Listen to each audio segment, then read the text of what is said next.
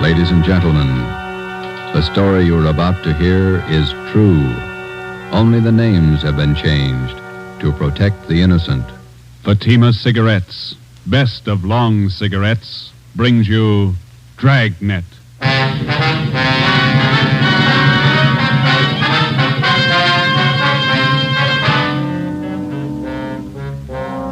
You're a detective sergeant. You're assigned to Juvenile Bureau. A rash of crimes has broken out in your city. Suspicion points to an organized gang of juveniles. Your job, stop them.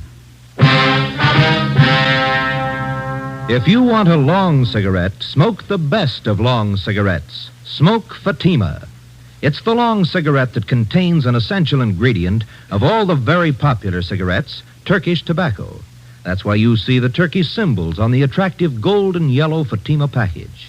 That's why Fatima has a much different, much better flavor and aroma than any other long cigarette. That's why Fatima doubles and redoubles its smokers. Yes, if you want a long cigarette, smoke the best of long cigarettes. Smoke Fatima. Dragnet, the documented drama of an actual crime.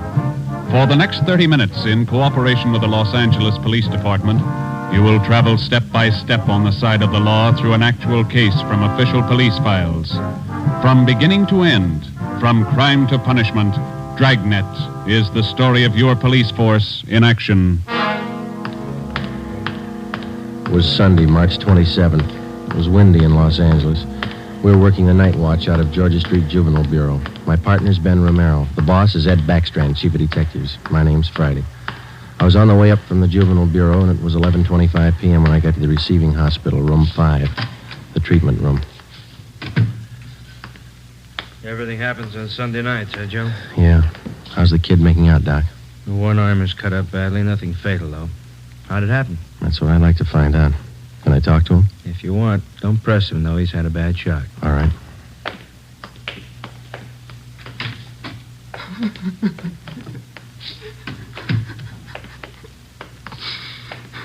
Officer here to talk to you, son. I can't. Tell him I can't talk, please. Just a few routine questions, son. You're going to have to answer them sooner or later. Please. Can't you see what's happened already? I can't tell you anything. Jack Monroe, is that your real name? Yeah. How old are you?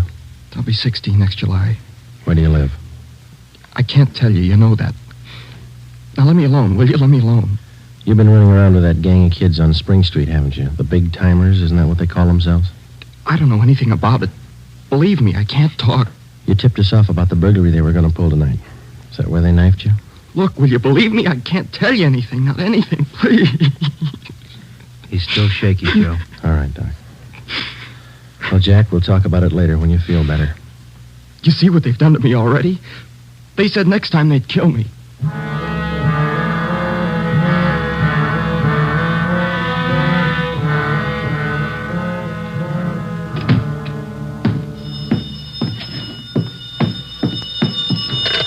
Juvenile Bureau, Friday.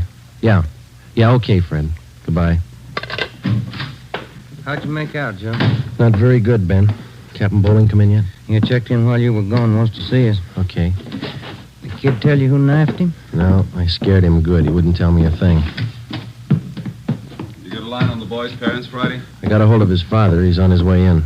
How's the boy? Bad knife wounds. Nothing fatal.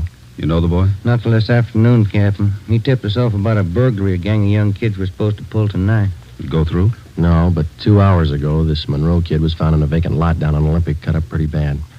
The gang must have pegged him. How long is it going to take you to break that up? Well, we're just starting to get a line on him, Bob. Must be nearly 100 in that gang. And every one of them working hard. Take a look at that pin map over here. This spot here, look at it.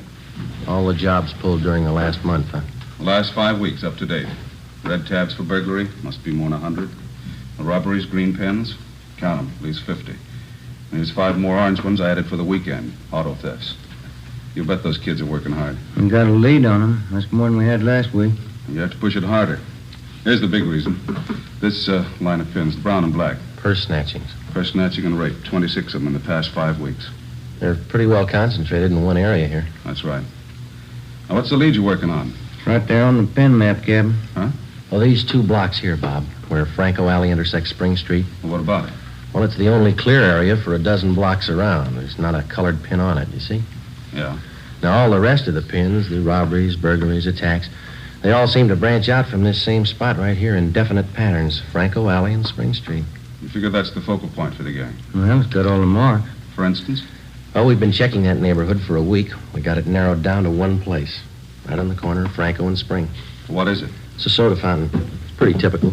Only it stays open all night, and it gets a pretty good play from kids. It's a regular hangout, Captain. Pretty tough youngsters. None of them over 18. Who runs the place? Guy named Eddie Ramsey, small-time con man. Had a run-in with him when we worked bunco detail. I remember the name. Smart mouth.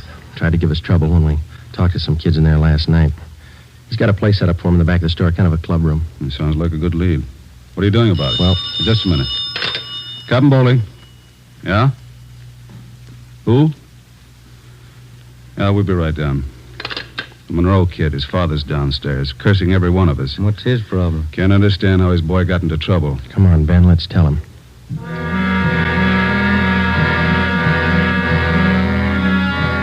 What kind of a city do we have when we can't allow our children out on the street without being stabbed or shot? What's our great police force doing when this is going on? I'd like an answer if you got one. I demand an answer. We got an answer for you, Mr. Monroe. Will you sit down? My boy's lying in there in that hospital bed, cut to pieces. What did you do to prevent it? Tell me. You tell us, Mr. Monroe, what'd you do to prevent it? I'm no cop. That's your job. I pay my taxes and I help pay your salary. We look out for your kids, but we don't raise them. That's What are you your talking job. about? Just a minute, Mr. Monroe. Answer me this. How old is your son, Jack? He's 16, I think. Why? You know what he does with his spare time? Where he spends his nights? Of course I do. He's at home. Some nights he goes to the library. Then you don't know much about your son, Mr. Monroe. For the past month, 4 nights out of 5, he's been hanging around with a gang down at a soda fountain on Spring Street. He's down there as late as 2 a.m. He says he goes to the library. How do I know? I'm a busy man. Did you know that your son is mixed up with that gang? He's not mixed up with the gang. A bunch of small-time thieves, but they're growing. They started with purse snatching, breaking in parked cars, burglarizing candy stores. You don't know what you're talking Wait a about. minute, please. Then they took up robbery, stealing cars, beating up girls, women, attacking them. You're crazy. Jack's not that kind. He's part of that gang, and right now we hold all of them responsible. My boy wouldn't do anything like that. He's a member of that gang, he told us. They're the ones that knifed him tonight. That's a lie. Jack's not mixed up with anything like that. You believe anything you want, Mr. Monroe. We're going to protect your boy as much as we can, but don't expect us to raise him for you. Now, you better take a free piece of advice. You keep your advice. Jack's not in this. You can't prove he is. We're not out to prove anything right now. But you catch up with that boy of yours. Keep him off the streets before it's too late. Are you threatening me? No, sir, advising you. Next time we might meet at the morgue. 1 a.m. Monday, March 28th. A detail of 50 officers from Juvenile Bureau and Metropolitan Division were deployed for 16 blocks along Figueroa Street. At 5 minutes past 1, they started to move south over an appointed area. In the space of half an hour, 18 young kids, none of them over 17 years old, were picked up off the streets and brought to the second floor at 1335 Georgia Street, the Juvenile Bureau. 4 of the youngsters were girls. At 1:45 a.m., Ben and I checked the soda fountain on the corner of Franco Alley and Spring Street.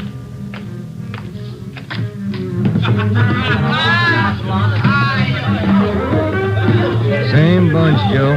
Business as usual. Yeah, come on. Hey, Teddy, the Bulls. They're back again. Same guys. Go back and tell Eddie. Hey, look, why do you guys have to keep tracking us, huh? You'd think we were crooks or something. You were here the last time we checked in, Teddy. You ever go home? Sure, when I'm tired. I ain't tired. What's the matter? That's your money on the table there? Sure, it's my money. You want to borrow a buck? $28. That's a lot of money for a boy your age. You keep pretty late hours, son. You have to go to school in the morning? Maybe. I can sit here, can't I? It's free country. I'm drinking coffee. You gonna make me on that? You've been drinking more than coffee. Where's your driver's license? Every time the same thing. There. March 10th, 1933, 16 years old. They giving you trouble, Ted? Eddie's on his way out. What's your name? Jones. Clyde Jones. Huh, Ted? Sure. He's got money, too. Rich family. You can save the smart talk, boys. Any of your pals in the back room? What's the trouble now, Sergeant? How many times a week do we get a checkup? Go ahead, Eddie. Read them off. We told you the last time, Ramsey. Clean up your place here or we'll ride your back till you do. I told you the last time, Sergeant, there's nothing wrong with my place. It's almost 2 o'clock in the morning. You got a dozen underage kids hanging around here doing nothing. Some of them have been drinking. Schoolboys. Better to have them in here than hanging around outside in the street. I keep an eye on them. You're not the guardian, Ramsey. This time of night, they've got no business in here or on the street alone. That's your opinion, huh? That's the law, Ramsey. Now, either you shut down that back room and keep these kids out of here late at night, or we'll go after your license. You don't scare me, Sergeant. You can't prove a thing. A couple of these kids have juvenile records. They're on probation. We can tag you for contributing. You still don't scare me. Now, why don't you leave the kids alone? That's right, Eddie. Read them off. Ben, get Benson and Bell. Roger. If you won't clean up your place, Ramsey, we'll do it for you. Yeah? What are you going to do? We're pulling these boys in, all of them.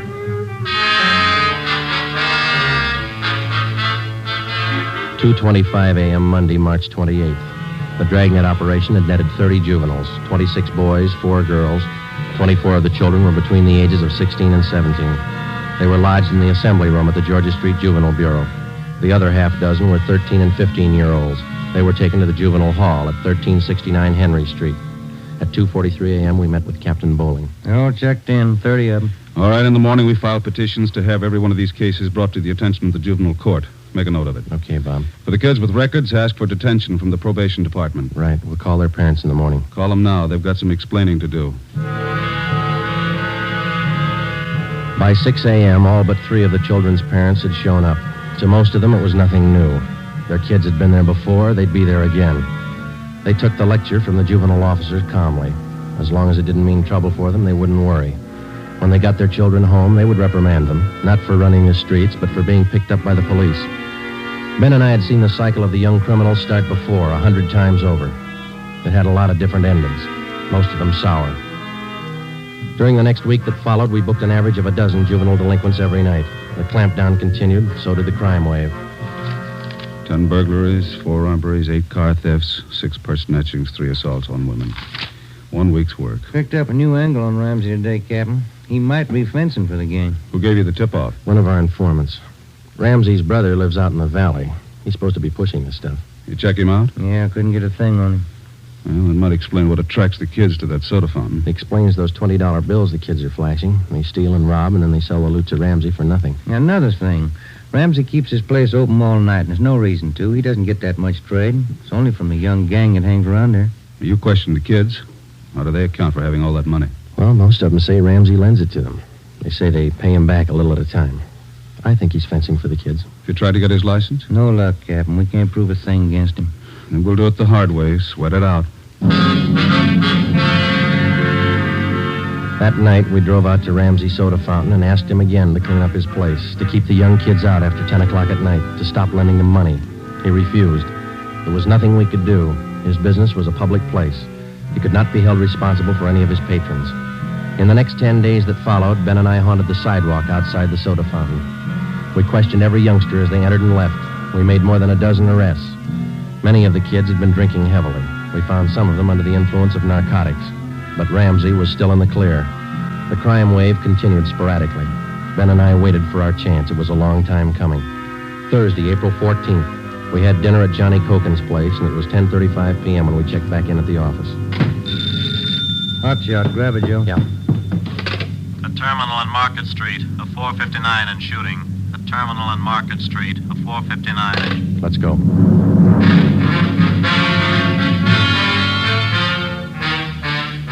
He was approximately 5 feet 4 inches tall, 125 pounds, brown hair, brown eyes, slight build, fair complexion. He was wearing blue jeans and a corduroy jacket. We found him between a row of packing cases at the rear of the warehouse at Terminal and Market Streets. There was a single bullet hole in his forehead just above the left eye. There was a .38 revolver near his right hand. The watchman told us how it happened. He broke in the back of the warehouse, Sergeant. He wanted to shoot it out with me. Here's his ID card. Fell out of his pocket. Teddy Cameron, age 15. Dear God. A kid. I didn't know, Sergeant. He didn't either. He thought he was grown up.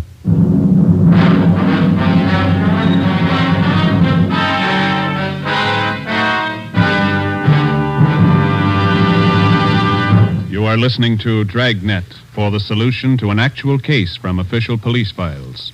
Now, here's the solution to many of your Christmas shopping problems. If your friends smoke a long cigarette, give the best of long cigarettes. Give Fatima, and all is well. Fatima. The long cigarette that contains an essential ingredient of all the very popular cigarettes, Turkish tobacco. Give Fatima, and all is well. Fatima. The cigarette that has a much different, much better flavor and aroma than any other long cigarette. Give Fatima, and all is well.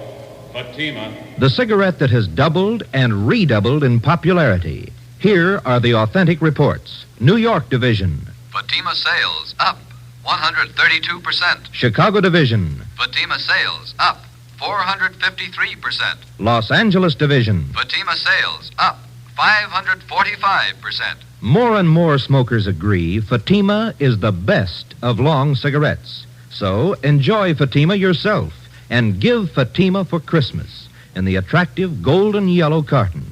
Everyone who smokes Fatima says that this great new long cigarette is the best of all long cigarettes.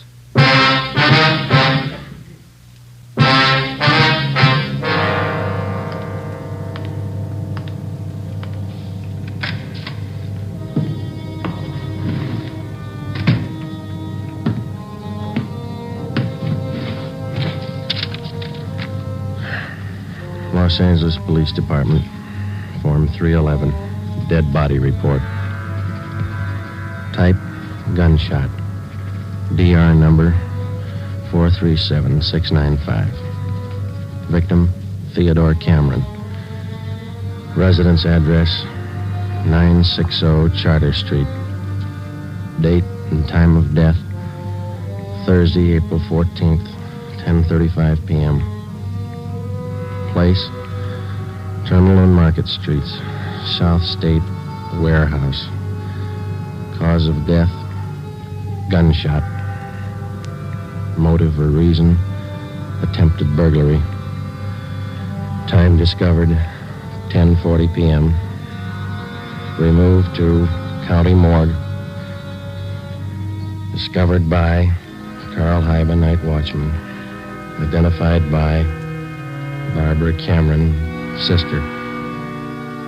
Description of victim, male, Caucasian, age 15, height, weight, so-and-so, occupation, student, descent, English, and was a witness, signed Joe Friday, serial number 2288, age 15.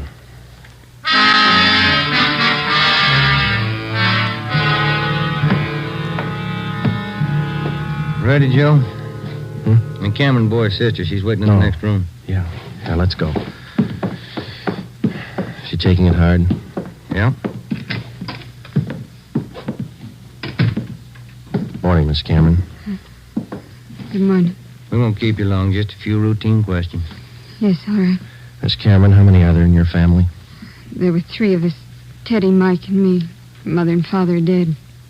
I work. Teddy and Mike go to school. Mike does. How old is your brother Mike, Miss Cameron? He's 14. You're the sole support of your 2 brothers? Yes.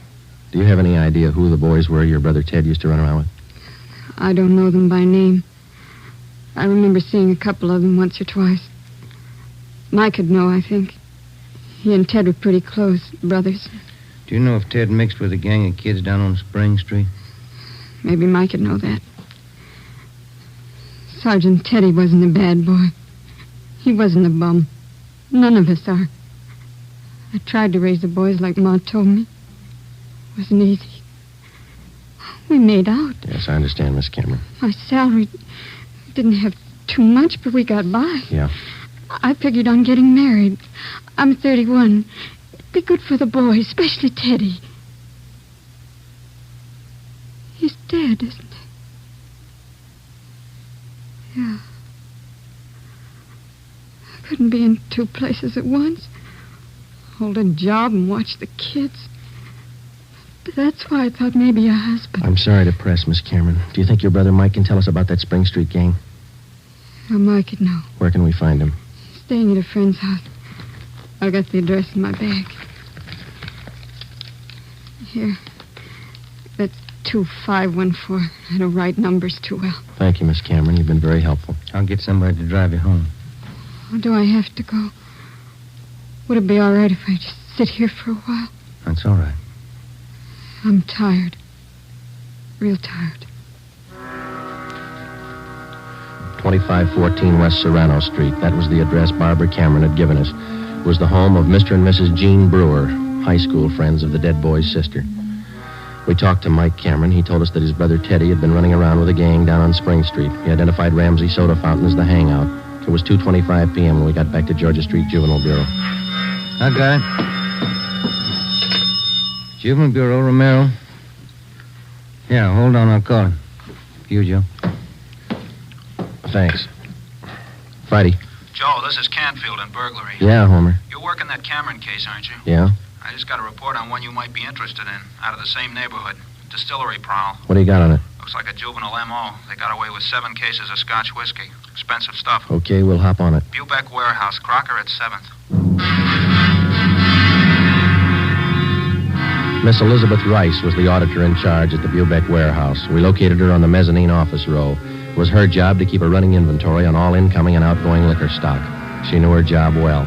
As you know, Sergeant Friday, each and every bottle of distilled spirits carries a United States Internal Revenue stamp. Yes, ma'am. Each stamp carries a serial number together with the name of the firm to whom the stamps are issued. Well, Miss Rice, in the stuff that's missing, the stamp on each bottle carries the case number. Is that right? That's right. Now, what did I tell you? Oh, yes, I have it right here. 7 cases of high-grade blended Scotch whiskey. Now, I have a bottle identical to those in the missing cases. Yes, I see. Now, if you'll just look here, Yes, ma'am. the number on this stamp here, 36A2279956, followed by the firm name. Could you give us the numbers of the stolen cases? Now, I have them typed out for you right here. 7 cases, 12 bottles to the case, Canada Dry Incorporated, 4 of the red label and 3 of the black label, Johnny Walker. All right, thank you very much, Miss Rice. And you think that this might be a juvenile case, Sergeant? Yes, ma'am, we do. 7 cases, that's close to $600, isn't it? We've lost a great deal more than that, Sergeant. The insurance company makes up for the liquor loss. Yes, ma'am. Those youngsters, who makes up for them?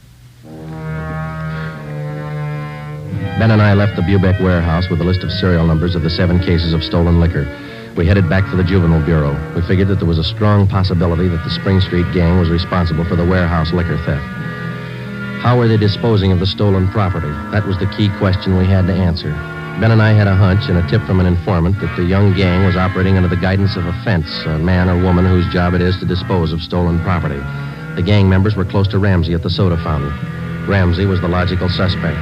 All right, now suppose they did steal the liquor. Suppose Ramsey's a fence. What's he done with the stuff? I don't think he's turned it this fast, if he's turned it at all. He wouldn't keep it at the soda fountain, no liquor license. And we've been around too much. He wouldn't keep it in his house. He lives in the rear of the fountain. It's too hot. Only leaves one other location that we know about. His brother's place in the valley. It was 5 minutes to 10 when we turned left off Ventura Boulevard onto Sepulveda. Ramsey's brother had a small farm about a mile and a half off the highway. It was a modest white frame house planted squarely in the center of an acre of ground. An unpaved driveway led off to the left of the house to the garage. Pull up here, huh? Yeah, okay. Yeah, it looks kind of quiet, no lights. Let's go.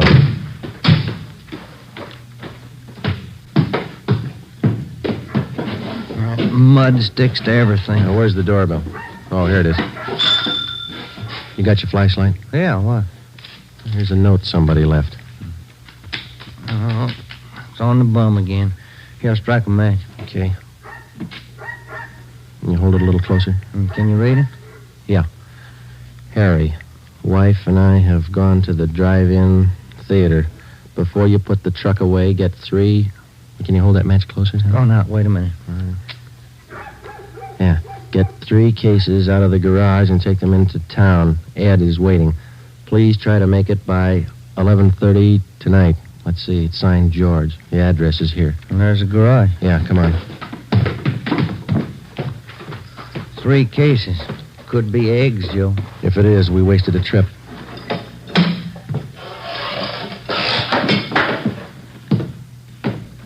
I'm out of matches, Joe. All right, here, use mine. What was that? Checking. Come on. See anything? No. There goes the light. Just a minute. I'll strike another one. You can save your matches. We found it. We found 5 cases of Scotch whiskey on the floor of the garage. We checked the serial numbers against the warehouse list. They matched. We went back to the car and called communications. We had an immediate stakeout placed on George Ramsey's place, and then we headed back for the city. It was 11:20 p.m. when we got to the address we found on the note. Oh, it's about time, Harry. Hello, Ramsey. We can do without the music. What's your problem this time? Hey, you're almost out of scotch, Ramsey. Serial numbers check out, Joe. Sorry I can't offer you a drink. We're too old to drink here, aren't we, Ramsey? Where's your phone? You want to invite somebody? You can see we're out of booze. You got a phone? In the hall. Ben, call the office. Yeah. All right, what's it all about? We've been out to your brother's place. What happened to the other 2 cases? You drink them here? I gave it to the kids. What are you looking at me like that for, Sergeant? Anything wrong, Eddie? Party's over, kid.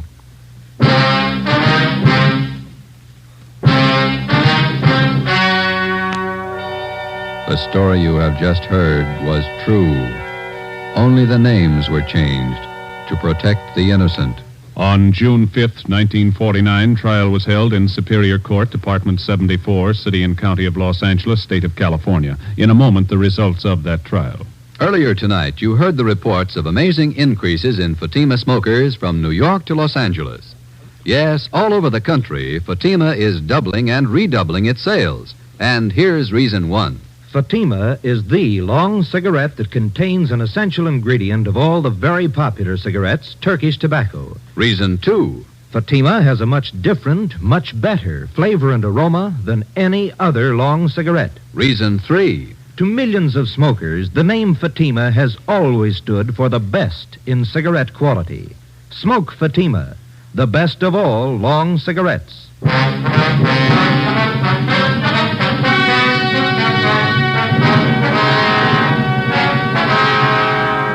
Edward and George Ramsey were tried and convicted in Superior Court of receiving stolen property. After serving their terms as prescribed by law in the state penitentiary, they will be returned to the county jail where they will serve a 1-year term for contributing to the delinquency of minors.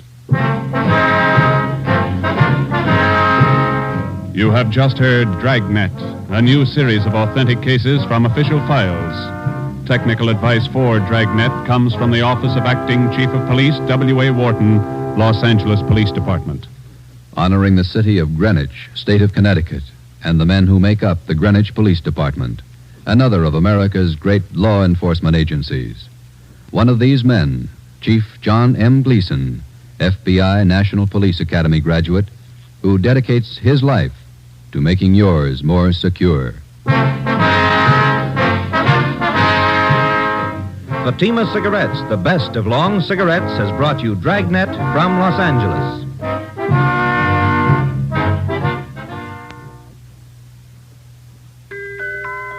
This Christmas, give the gift that makes every pipe smoker happy. A Christmas humidor of mellow Granger. Granger is made just for pipes by the tried and true Wellman method. Rough cut to smoke mild and cool, and humidor packed to stay ever fresh. Yes, make this Christmas a Merry Christmas for all the pipe smokers on your list. Give them each a Christmas humidor of mellow Granger. Listen to Dragnet next week and be sure to hear Morton Downey tonight on NBC.